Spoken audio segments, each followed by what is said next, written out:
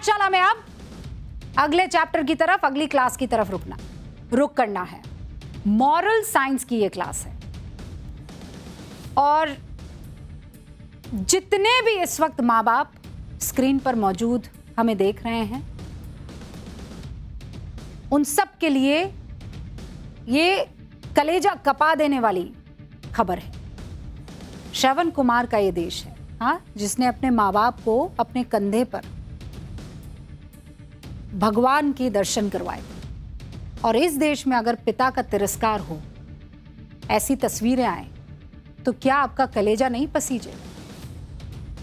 कोई दानव बेटा जब अपने बुजुर्ग पिता को ताबड़तोड़ लात और घूंसे मारे, थप्पड़ से बदहवास कर दे, तो गुस्सा नहीं आएगा? पिता को बेहोश कर दे, जयपुर के उसी शत्रु पुत्र जिस पर आज धिक्कार है, उससे आपको मिलवाना है। ऐसी संतान से तो बेऔलाद होना अच्छा है।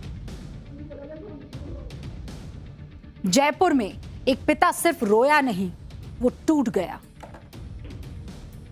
अपनी आंखें बंद करके सोचिए, एक 67 साल का बूढ़ा बाप, कांपते हाथ, जिसमें ताकत नहीं बची हो, जिसकी कमर उम्र के बोझ से झुक गई हो, वो अपने बेटे के सामने खड़ा है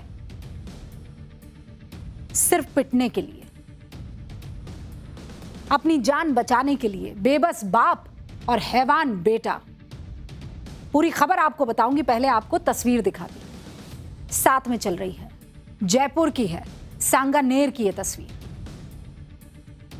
और मैं कह रही हूं, जब इस तस्वीर को देख रहे हैं, नाजुक दिल वाले, कमजोर दिल वाले इस तस्वीर को ना देखें। ये बेटा है जो अपने बाप को धक्का देता है, बदतमीजी करता है, एक के बाद एक थप्पड़ जड़ता है, कभी यहां पटकता है, कभी वहां पटकता है। ये कमजोर, ये नाजुक बाप, मतलब उसकी काया कमजोर है। कभी उसका सर आगे से टकराता है, कभी पीछे से टकराता है, कभी आगे से टकराता है, कभी वो फ्रिज से टकराते हैं, कूलर से टकराते हैं, बिस्तर से टकराते हैं। फटी सी सफेद बनियान पहने पिटते हुए बुजुर्ग को देखकर आप रोने लगेंगे। इनका नाम है आनंदी लाल, 67 साल उम्र है। नीली शर्ट पहने ये जो शख्स पिटाई कर रहा है, इसका नाम है धनपत लाल। आनंदी लाल का हैवान बेटा। घरेलू विवाद था, दूसरे घर में रहता था। उसके पिता अपने छोटे बेटे के साथ अलग घर में रहते थे। 7 दिन पहले की ये तस्वीर है। धनपत अपने छोटे भाई के घर पहुंचता है। पहले बुजुर्ग पिता के साथ बदतमीजी करता है, बाहर बाइक से उनको टक्कर मारता है, फिर घर के अंदर आता है। पिता भी पीछे पीछे घर के अंदर पहुंच जाते हैं। उसके बाद शुरू होती है हैवानियत। बेटा अपने बूढ़े पिता को एक के बाद एक कई थप्पड़ मारता है। बेबस लाचार बाप कभी सीढ़ियों पर गिरता है, कभी बेड पर गिरता है, कभी गेट पर जाकर टकरा जाता है। और सबसे खतरनाक चीज ये है, उस घर में मौजूद सब लोग सिर्फ देखते रहते हैं। शर्मनाक है ये बात। किसी की इतनी हिम्मत औकात नहीं होती है कि इस धनपत को रोक ले। जयपुर से सामने आई ये तस्वीरें सिर्फ पिटाई की नहीं है। ये तस्वीर बाप बेटे के रिश्ते के भरोसे को छलनी करती है। बाप ने पहली बार बेटे को गिरने से बचाया होगा। याद कीजिए, ये वही बाप होगा जिसने बेटे की उंगली पकड़कर इसे जिंदगी में असल, नकल, सही और गलत का पाठ पढ़ाया होगा। इस बाप ने न जाने अपनी कितनी चीजों को कुर्बान किया होगा ताकि पढ़ लिख कर ये बेटा अपने पैरों पर खड़ा हो जाए। लेकिन थप्पड़ उस चेहरे पर लगे हैं, उस बेटे के हाथों द्वारा। जिन हाथों ने दुलार किया होगा इस बेटे को, उन हाथों को मरोड़ा गया। उसकी गर्दन पकड़कर उसे बताया गया कि मैं कलयुगी राक्षस बेटा। 19 जून की हैवानियत का यह वीडियो 7 दिन बाद सामने आया। पूरा देश गुस्से में आया। सोशल मीडिया पर सवाल खड़े हुए। आरोपी धनपत लाल को गिरफ्तार तो किया, खुश हुए आप सबके गिरफ्तार हो गया। अब दुखी हो जाइए, क्योंकि महज कुछ ही घंटों बाद जयपुर में इस जल्लाद बेटे को जमानत मिल गई। इतनी क्रूर करतूत करने के बाद इसे जमानत मिली। हिंदुस्तान में ऐसे कैसे बुजुर्ग सुरक्षित रहेंगे, मैं आपसे पूछती हूं। ये कैसा कानून है, कैसी पेचीदगी है कानून की कि इसका फायदा उठाकर धनपत जैसे घिनौने लोग छूट जाते हैं। लालच इंसान को जानवर बना रहा है, लाइसेंस दे रहा है जानवर बनने का, और जानवर भी बेहतर होते हैं। संस्कारों का दिवालियापन नहीं तो ये क्या है? और आप कहेंगे रुबिका जी क्या इतनी ये कहानी क्यों आप बता रही हैं? क्योंकि ये देश उस समाज से बना है जहां पर बाप, बेटा, मां, बहन सब एक मुट्ठी की तरह रहते हैं।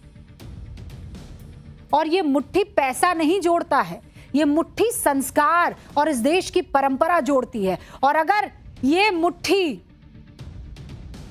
किसी बाप की बुजुर्गियत पर पड़ने लगे और वो भी बेटे की तरफ से, तो धिक्कार है ऐसे समाज पर। 2014 में भी धनपत ने कुल्हाड़ी से पैर पर हमला कर दिया था, पिता के पैरों पर फ्रैक्चर हो गया था। एफआईआर साल 2014 में ही शिवदासपुर थाने में करवाई गई। उस मामले में भी आरोपी ये जमानत पर बाहर आ गया। उसके बाद भी ये लगातार ऐसे ही करता रहा और छूटता रहा। बुजुर्ग मां बाप की देखभाल के लिए कानून बनाने की जरूरत इसीलिए तो पड़ जाती है। 2007 में भारत सरकार ने, आप जानते हैं, कोई कानून बनाया था, मां बाप और वरिष्ठ नागरिकों का भरण पोषण और कल्याण अधिनियम 2007 कानून बना था। यह कानून बुजुर्ग नागरिकों के अधिकार, सम्मान और भलाई का भरोसा देता है। कानून में बच्चों और रिश्तेदारों पर बुजुर्गों की देखभाल और भरण पोषण की जिम्मेदारी तय की जाती है। यह अधिनियम बुजुर्गों के लिए सुरक्षा, स्वास्थ्य सेवा, सामाजिक सुरक्षा तय करता है। इसी कानून से एक कदम आगे बढ़कर मार्च 2026 में, आप जानते हैं, तेलंगाना विधानसभा में Telangana employees accountability and monitoring of parental support bill 2025 और 26 पास हुआ है। आप जानते हैं इस बिल में क्या है? मतलब इस कानून में बुजुर्गों की आर्थिक सुरक्षा मजबूत करना इस कानून की जिम्मेदारी है।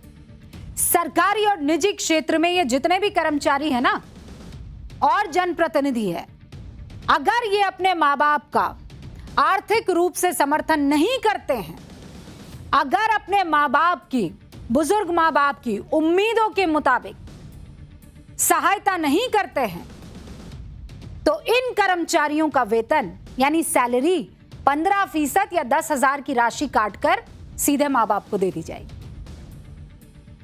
और तेलंगाना सरकार की यह बहुत शानदार पहल है, ताली बजानी चाहिए इस पर, तेलंगाना सरकार की इस पहल पर।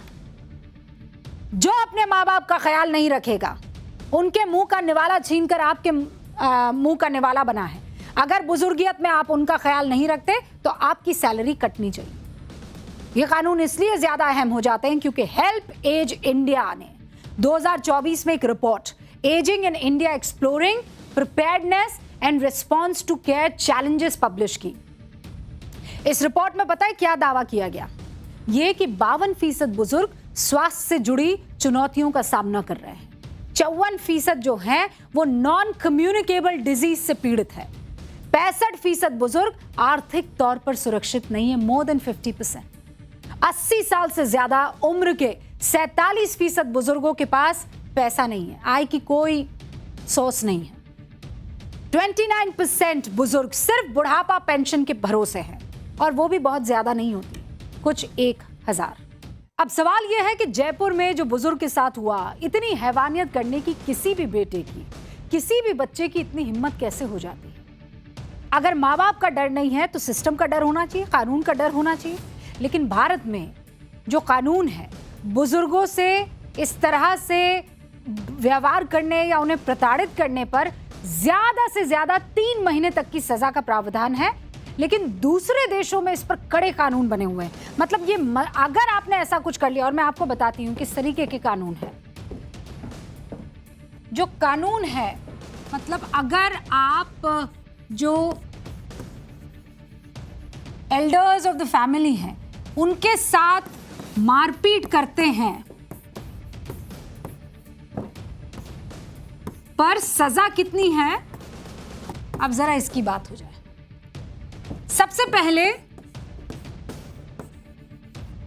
अमेरिका, आप जानते हैं अमेरिका में 5 से 20 साल तक की सजा का प्रावधान है। 5 से 20 साल, मतलब अगर आपने इस तरीके से किसी बुजुर्ग के साथ कुछ किया तो 5 से 20 साल के लिए आप जेल में बंद हो जाएंगे। अब जरा फिलीपींस में देखिए,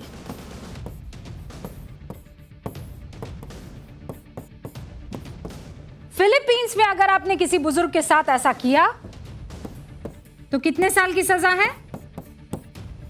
10 साल की सजा है। अगर यूएई में आप इस तरीके का कुछ करते हुए पकड़े गए, आपके खिलाफ ऐसा कुछ हुआ, तो पहला तो है 5 साल की सजा और ऊपर से आपको जुर्माना देना होगा 5 लाख का। और 5 लाख रुपए नहीं, दिरहम। मलेशिया में अगर जाएंगे तो शरिया कानून के तहत वहां सजा का प्रावधान है। आप अपने बुजुर्गों के साथ ऐसे अगर पेश आएंगे तो हर आप कंट्री को उठाकर देख लीजिए किस तरीके के प्रावधान।